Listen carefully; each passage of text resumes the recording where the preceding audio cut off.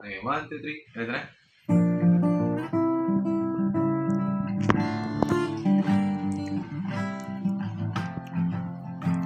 Halina at tayo'y humayo sa kapayapaan ni Jesucristo.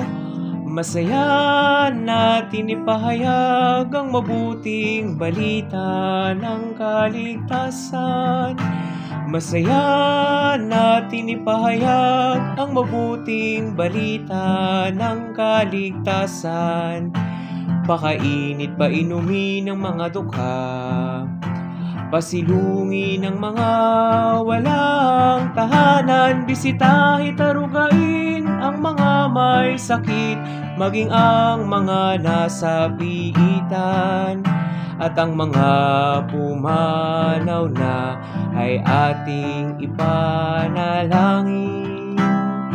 Nina at tayo'y humayo sa kapayapaan ni Jesucristo.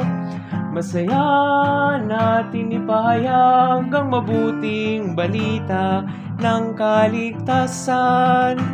Masaya natin ipahayag ang mabuting balita ng kaligtasan.